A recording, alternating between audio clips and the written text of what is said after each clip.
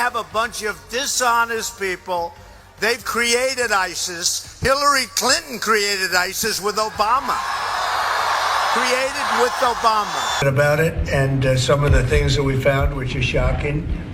Billions and billions of dollars in waste, fraud, and... So guys, Trump has said that there is no going back in the ongoing massive investigation to uncover all those who are sponsoring, terror groups like Boko Haram in Nigeria. Also, Nnamdi Kanu has written an open letter. But before I allow you to take a look at that letter, that Nnamdi Kanu wrote, take a look at what Trump said. And Trump is saying that no going back because all these things have got to stop. The questions we should be asking ourselves is, does it mean that the Nigerian military didn't know that this kind of money, millions and billions of dollars were being sent to fund all these terror groups? Does it mean that the Nigerian government is unaware that such amount of money was being brought into the country and was being given to these bad guys, to fund all their terror group? Or does it mean that even the northerners, like some of the northern elders, the imams them, does it mean they are not aware, or they were aware that such a thing was going on, but they decided to cover it up?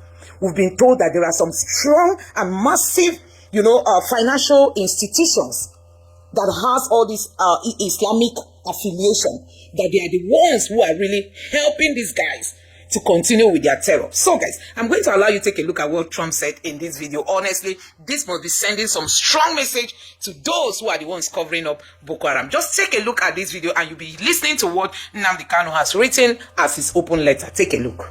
They have a bunch of dishonest people. They've created ISIS. Hillary Clinton created ISIS with Obama. Created with Obama. About it, and some of the things that we found, which are shocking. Billions and billions of dollars in waste, fraud, and abuse. And I think it's very important. And that's one of the reasons I got elected. I said, we're going to do that. Nobody had any idea it was that bad, that sick, and that corrupt. And it seems hard to believe that judges want to try and stop us from looking for corruption, especially when we found hundreds of millions of dollars worth, much more than that, in just a short period of time. We want to weed out the corruption. And it seems hard to believe that a judge could say, we don't want you to do that. A U.S. congressman, Kpai, made headlines by alleging that USAID funds were funneled to Boko Haram and other terror groups.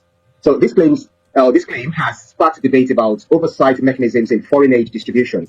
Given that the USAID has historically worked to counter extremism and the like, how plausible is it that funds could have been diverted to groups like Boko Haram? PK. Well, I do not have evidence to support what Scott Perry, the Republican congressman from Pennsylvania, said. But America has a history of subversion, a history of making life difficult for third world countries, especially countries that are doing well, that the leadership shows a good level of independence. And there are things that have happened that would make me believe that indeed Scott Perry was saying the truth. Sometime around 2011, Nigerian clergymen, led by Orda, who was the leader of CAN and PFN, went to the US Congress and presented a paper pushing for the American government to designate Boko Haram as a terrorist group so that its funding can be frustrated by the US government. They campaigned on the floor of the US Congress, but the Americans declined. They refused to designate Boko Haram as a terrorist group. In fact, the then US envoy to Nigeria, on the floor of the Congress, disagreed with the Nigerian clergymen led by Orda. And there are three US agencies that naturally should agree on such a matter: the State Department, the FBI, as well as the CIA. But what we saw was that the State Department opposed the idea of designating Boko Haram as a terrorist group that its funding should be tracked so that it will be denied of the oxygen that it needed desperately to continue its killing campaign in Nigeria. Churches were being attacked. Remember the Christmas Day bombing? Churches were targeted. So it wasn't a surprise to me that those Christian clergymen felt it was necessary to take the campaign to the US to see what they could do to help us stop the funneling of funds to Boko Haram. Boko Haram was Boko Haram, led by Shekau, became affiliated to ISIS, and for that reason, it was naturally entitled to funding by ISIS. And Boko Haram even adopted the ISIS logo. So you see the ISIS logo on this map. Now, after this, the government also made moves to buy weapons from the Americans, game-changing weapons that could have made a big difference in the war against terror. The Americans bluntly refused to sell weapons to Nigeria, citing the so-called Leahy Law, which, in their view, the weapons could be used to kill people who are not terrorists, could be used to attack activists, pro democracy activists, and the rest of them. They didn't give us, they didn't sell weapons to us. And when we tried to buy weapons through the third party, I remember the Chinook helicopters, the US Chinook helicopters has the capacity, can be used for troop extraction, and it can also be used, it can be fitted with a gunner, so it can be used in offensive capability. It can also be used as an air ambulance. So this Chinook helicopter was very, very important.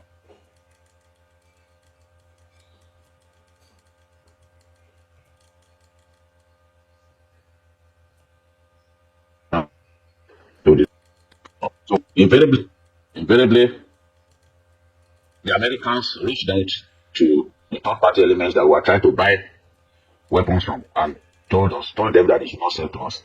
For example, if America sold weapons to Israel in the first instance, Israel cannot resell that weapon to a third party unless it got permission from the US authorities. So our attempt to buy Chinook helicopters at that time were frustrated. It was when Donald Trump came into office that he then decided to sell the Tucano bombers to us. He brushed aside the Leahy Law.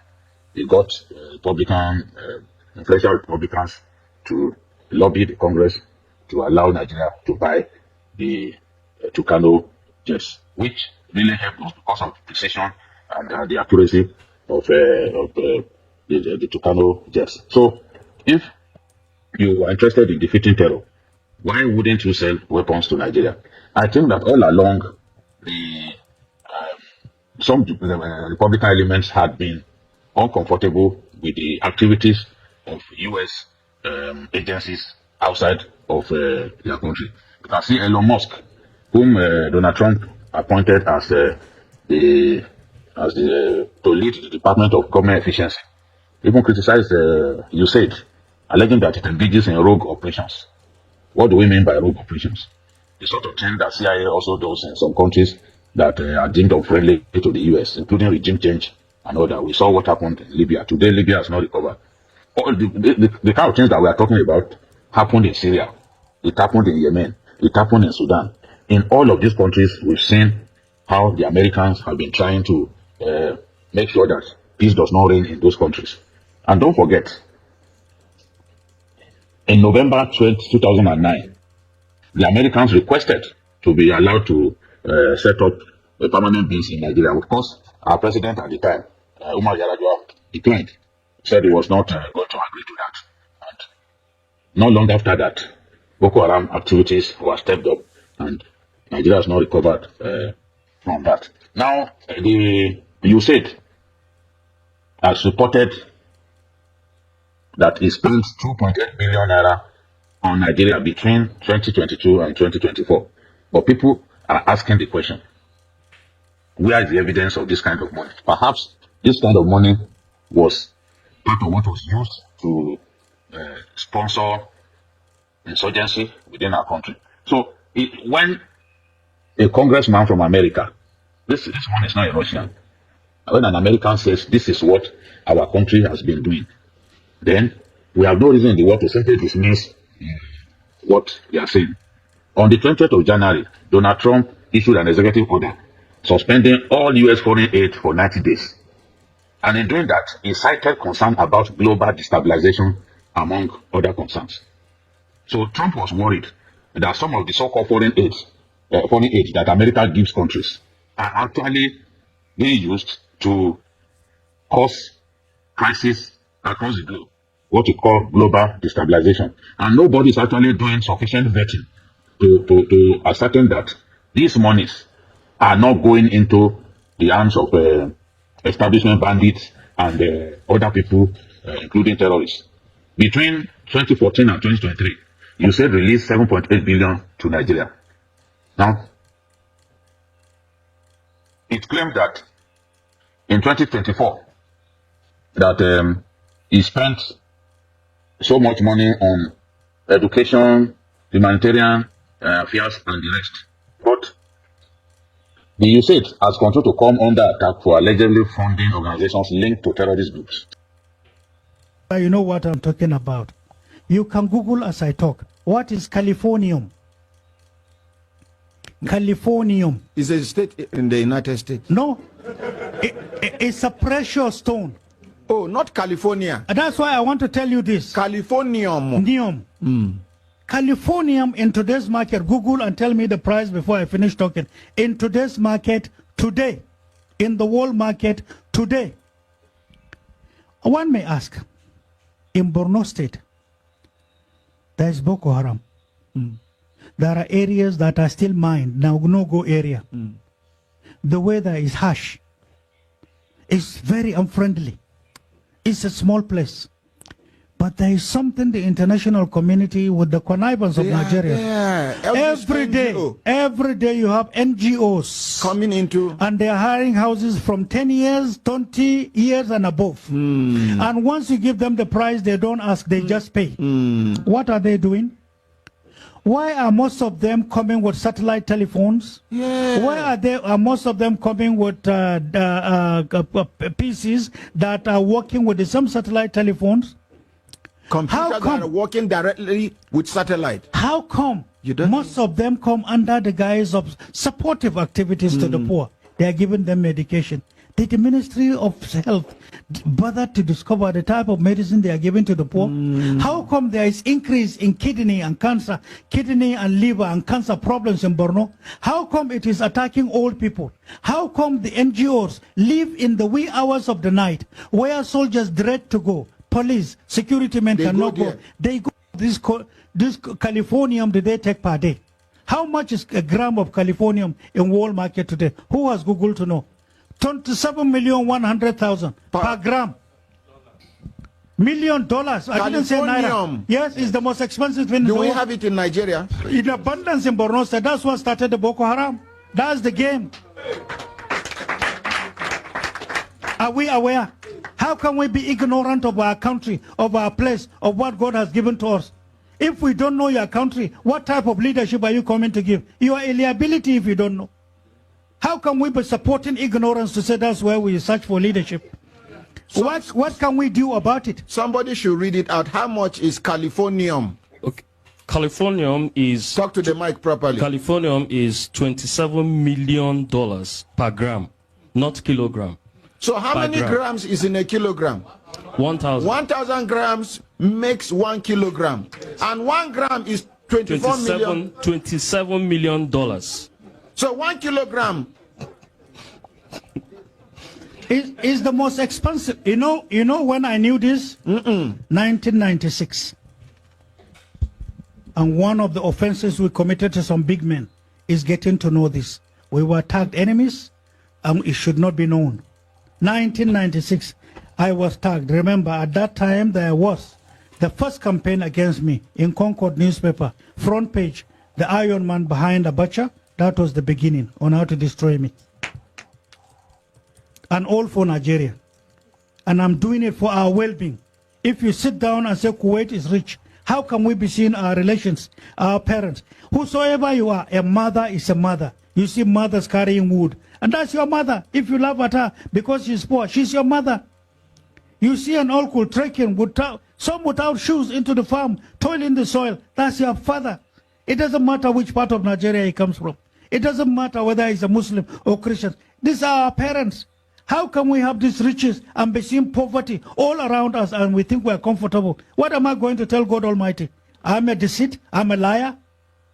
It is better I offend any person in telling him the truth and standing by it than to offend God Almighty. That's the way some of us are. That's why we're not friendly with some of them. The Niger Deltans are not drilling good water, no hospital. In fact, Niger Delta, let me tell you one of the little homework we have done. Out of numerous that you are aware of, you know spillage that you see in Niger Delta? This oil spillage is deliberate. Oh, it's deliberate. It's a game. Let me tell you what it is. You know these rubber plants, the plants, yes, is harder coming from water, correct? Yes. Once there is spillage and it stays beyond a month, part of it becomes rotten and hardened. And then when money is paid for environmental cleaning, that plant in itself that is soaked in oil, they will now take it along. No, take it along. And when it is now regrilled, refiltered, is the best energy for nuclear plants. So that is to say, environmental degradation, environmental pollution is an investment at the expense of our mothers, at the expense of our fishermen in South, at the expense of their health. And who has ever spoken about this? I'm sure you never heard of this. Are we getting educated? Yes. Are we getting educated? Yes, sir. That's why some of us, I know I'm a northerner, and I know how much we invested in getting to know the ills and the abuses against our people. In South, there are many people unconsciously are being used against the environment. Little money, weapons, drinks, everything goes. But they are killing the country. They are killing the family. Look at the health. Go to Port Harcourt, take your bath. Come out and see. Come out. 10 minutes after, take handkerchief, clean your face. You are oily. That is what you are inhaling into your lungs. For how long? How much of this health hazard is affecting people? How much have we done in cleansing the environment? How much have we invested in having clean air? Since 1965, drilling is going on. We don't care about the health and welfare of the people. What is our name? You have too much money, and when you are to use it, a certain foreign country will tell you never. And so we have the resources, but then the resources is owned by animals. That's the way they see us. How can we accept that? You know what I'm talking about. You can Google as I talk. What is Californium? Californium. Is a state in the United States? No. It's a precious stone. Oh, not California. That's why I want to tell you this. Californium. Californium in today's market, Google and tell me the price before I finish talking. In today's market today. It's difficult to simply dismiss some of these allegations because the country has a history of subverting countries, the leadership of countries that it does not like. So now people are calling for investigation of, you said, claims of having spent 2.8 billion between 2022 and 2024 in Nigeria, whereas our people cannot see the evidence of that. Yes, the Southwest is safe. People argue that Southwest is largely safe because a lot of their interests and investment are actually here. Many of their citizens actually live in the Southwest, especially Lagos. And Perry even cited, you said, reported funding of $136 million for building 120 schools in Pakistan. And he's saying that these schools do not exist. So where did the money go? That is the question. Where did the money go? So these Americans, these Republicans are convinced that over the years, some of these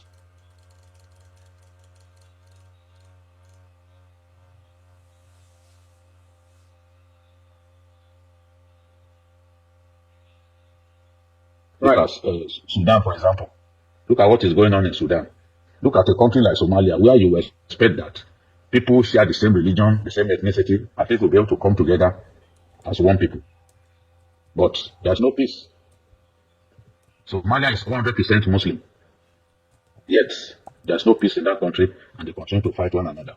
So, regime change. America believes that if the government is not on the side, that there has to be a regime change. It does not also want to see African countries prosper, so that they will continue to be dependent on America and the West generally. That is what is called neocolonialism, where countries remain beholden to their colonial masters. So I believe that the claims by the you said has to be investigated thoroughly. The claims made by Scott Perry, the U.S. congressman, has to be investigated, because the perpetual insurgency that is going on in our country has, in my view, there is foreign involvement in the perpetual insurgency going on in our country, and we do not have to look too far. The Americans are only interested in their interest. They want to continue to be the ready-made market for people in our country.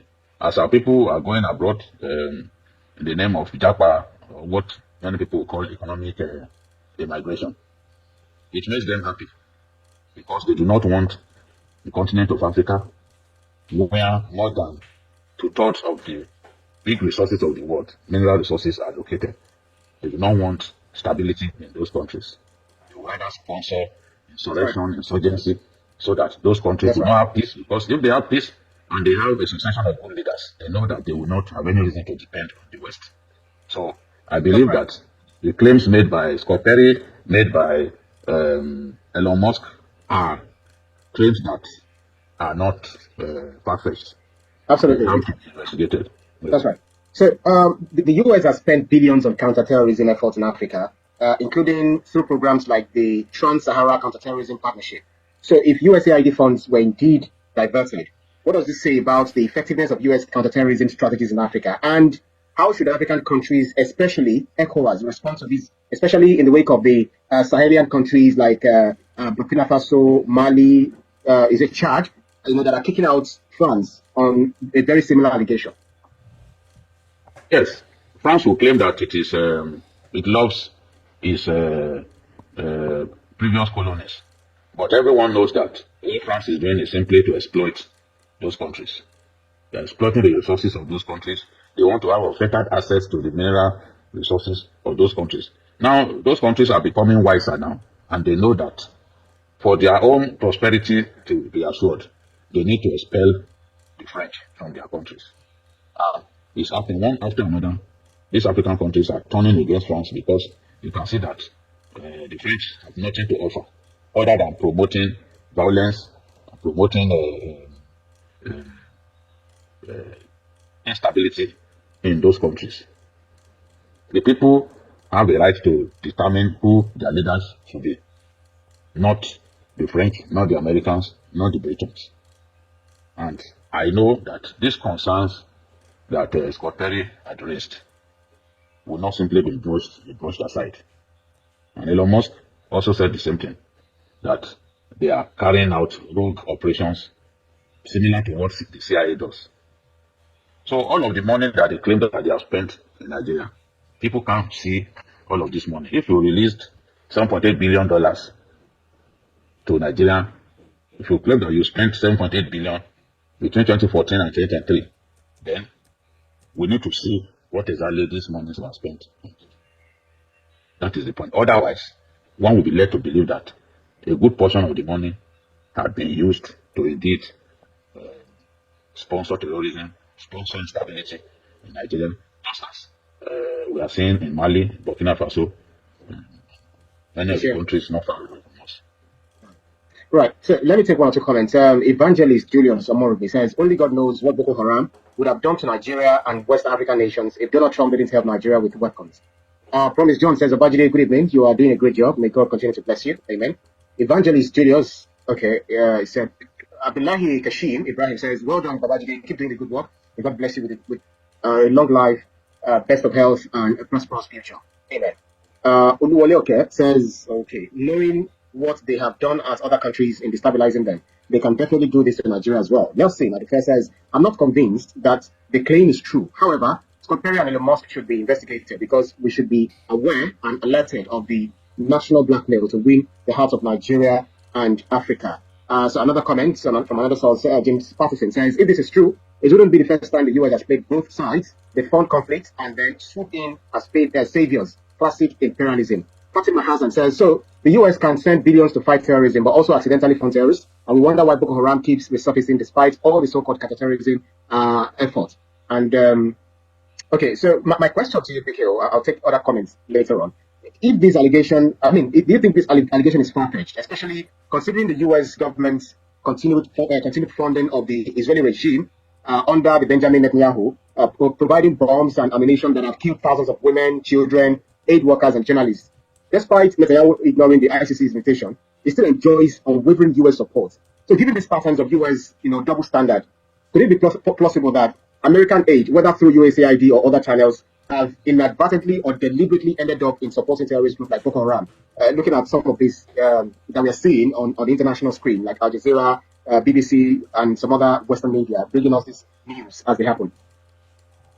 You see, whether we like it or not, some of the actions of Israel are terrorist in nature. When you bomb habitations of kids, of women, that's no longer a war. It's a genocide. And there have been so many of such cases reported. Video evidence provided, and all that. Sometimes even journalists are targeted and killed. Like journalists from Al Jazeera, once they know that, oh, these people will not see things their own way. And America continues to support Israel. Just look at what Trump said recently, that he was going to relocate the people of Gaza. And he was telling the Jordanians to be ready to receive them. Why would any world leader speak in this manner? And he has also issued direct threat to Hamas. I do not like Hamas. I believe that a lot of their leaders are bare-faced terrorists. But you can also not fail to recognize the fact that in that region where they found themselves, the barrel of the gun actually rose. So some of the actions are dictated by the actions of Israel that has occupied their lands for many years. Israel fights with the Arab states, and when it wins, it seizes their land and begins to build buildings on such lands. The Golan Heights, for example, Israel seized it from Syria after the 1967 war. And despite all United Nations resolutions, they've refused to return those occupied lands. And America would always back Israel. When there's an attempt to hold Israel account, America will use its veto to protect Israel. So many people thought that that Trump come to whip Israel into land. They've been disappointed because you can see the bare-faced support for Israel that Trump has demonstrated, even punishing the United Nations agency for taking a stand against Israel. So the Americans, just like the French, are hypocrites. Anybody who believes them or believes that they cannot subvert African nations is somebody who is very poor in history. Some of Africa's best leaders have been eliminated because they felt that they were too radical. Patrice Lumumba comes to mind. Yes, Patrice Lumumba comes to mind because he was just too radical. You know? They will take out such a person. Look at the problem that they caused in Libya. After trying to cause regime change by other means, they eventually declared the war. They left that country. Yes. They left that country in a bad state. And when they chase away these leaders, they give us terrible leaders in return. Look, can you compare Blaise Compaoré with Thomas Sankara, for example? Because that was the direct opposite of Sankara. So they do not mean well for us. Anybody who, if their own countrymen are questioning where the so-called funds have been used. And they are saying, okay, they said they built projects, 120 schools in Pakistan, and there's no evidence that any school was built. Letter to the general public be Mazi Nnamdi Kanu.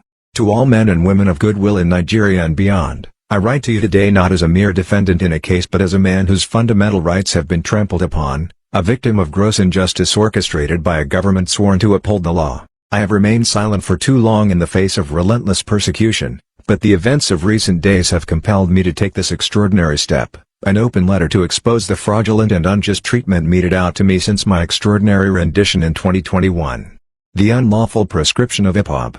In a landmark ruling on March 1, 2017, the Federal High Court in Abuja declared unequivocally that the indigenous people of Biafra, IPOB, is not an unlawful group. This ruling, based on the legal principle of proof beyond reasonable doubt, was widely publicized and can be verified. Any government that respects the rule of law should have followed due process if dissatisfied. Instead, the then Attorney General, Abubakar Malami, and the late Abba Kyari orchestrated a backdoor maneuver to proscribe IPOB as a terrorist organization in an ex-party proceeding, one conducted without my knowledge or representation. This blatant act of judicial fraud set the stage for the continued persecution of hip-hop members and millions who identify with our cause. The violation of my fundamental rights.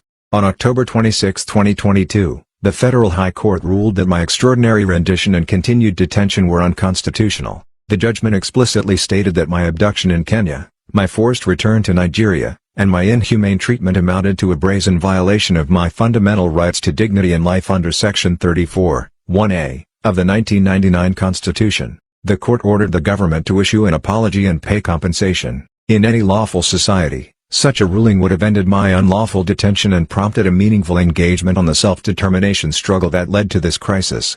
But in Nigeria, the rule of law is a mere illusion, ignored at the government's convenience. The disregard for court judgments. On October 13, 2022, the Court of Appeal reaffirmed that my abduction and extraordinary rendition violated international and domestic laws. It stated in no uncertain terms that no Nigerian court had jurisdiction to try me under these circumstances. However, rather than comply with this ruling, the government resorted to judicial manipulation, enlisting 3 other justices of the Court of Appeal to fraudulently overturn the judgment through an irregular and dishonest stay of execution. This maneuver defies legal precedent. The Supreme Court has repeatedly held that a government that disobeys court orders cannot seek judicial relief. Yet, in my case, the law is twisted beyond recognition to perpetuate my unlawful detention. The Supreme Court's complicity. On December 15, 2023, the Supreme Court remitted my case back to the Federal High Court for trial. However, it also ruled that my bail should not have been revoked in the first place and noted clear bias in the lower court's decision. Logically, when my case was returned for trial, my bail should have been reinstated in accordance with the Supreme Court's findings. But instead, the Federal High Court, acting in clear connivance with the government, deliberately ignored this aspect of the ruling, ensuring that I remain unlawfully detained. This is a direct violation of Section 287 of the Nigerian Constitution, which mandates comply. A call to the public and the international community. What is happening to me is not just about Nnamdi Kanu, it is about the future of justice and the rule of law in Nigeria. When the judiciary becomes an instrument of oppression rather than a guardian of rights, no citizen is safe. My continued detention despite clear court orders for my release is a travesty of justice that should concern every right-thinking individual. I call upon the Nigerian people, the international community, and all advocates of justice to take notice. This orchestrated judicial fraud must be exposed. Nigeria stands at a crossroads. Either it upholds the rule of law or fully embraces tyranny. The choice remains in the hands of those who believe in justice and freedom. So guys, you have seen what we are saying about, terrorism in Nigeria. It's a very strong business. We've been told that it's $1 billion industry. And there are people who don't want it to stop. They are enjoying it, that people are being kpied in Nigeria. People are enjoying it. It makes some people richer. And that was why when the real fight against Boko Haram was to, be intense, some of them didn't like it. And the ex-military man from Benue State, Danjuma, has come out to say they collude. They collude. If you are waiting for them to save your life, then you are going to buy at the hands of your enemies. They collude. So does it mean that all this kind of money have been flowing into the hands of all these bad guys, and they are telling us that they didn't know about it? Is it what they are trying to tell Nigerians? That they didn't know about all this money coming into their hands, and they are using it to do all kinds of things in Nigeria against the Nigerian people. And now Trump has come out to unfold everything. Nobody is talking again. They've all gone silent. No wonder Boko Haram keeps thriving. They keep thriving. You know, last time the CDS was being asked, the chief of defense staff, why has this fight lasted for more than 15 years? He said he doesn't know, that their funding is difficult to stop, that he believes that international bodies are helping. You know, when the police and the military carry their own gun, when they see Boko Haram, they run and drop their guns because they can't match the strength of these people. And this money is flowing into the country, being given to these bad guys. And, you know, even they will still collect from ransom and add to all this. And that is why they're able to buy all kinds of sophisticated weapons. See, Nigerians, whether you like it or not, we should be appreciating Trump. Without the Trump administration, oh my God, Obama would have continued with all this. Without the Trump's administration, Trump has really exposed them, you know, because without Trump, we wouldn't have known what is happening in this country. Everybody would have been thinking that all is fine. You know, that Nigeria is trying its best, but the insurgency is not stopping. You will not know that there are people behind it. I just pray that the next investigation will be unfolding and naming all Nigerians who are involved, who are either the ones, you know, channeling the money directly into the hands of these bad guys. You know, let deeper investigation be done. We want to know, how does this money, because the money does not fly. Okay, even if the money gets to Nigeria, at least it will leave the main bank account through somebody to the bad guys in the bush. Who makes that transfer? Who helps them get these funds? Who helps them get these funds? These are some of the questions we all should be asking. So guys, it's really, really so pathetic, you know, looking at how people do not want this country to progress. It's very difficult. People, they don't want this country to progress. And if somebody is asking for secession, they see you as an enemy. But we are in a country where a terror group is being funded by the US. They keep looking at ESN. Everything they say ESN is being funded by people in the diaspora. But see, Boko Haram is receiving billions and nobody knew about it. Nobody knew about it because it's in the north. You don't put eyes on them. Some people call them freedom fighters. Before Buhari came into power, he said that any war on Boko Haram is war on the north. Now, the thing has grown and has outweighed them, outpowered them. They don't even know how to stop Boko Haram again. So guys, a whole lot. We are just waiting for us to have patriotic leaders who really want this country to move forward. Let me know what you think about this in the comment section below. Please don't forget to subscribe to the channel, turn on the notification bell. Please give this video a like so that YouTube can recommend it to others, and drop your thoughts in the comment section below. Thank you.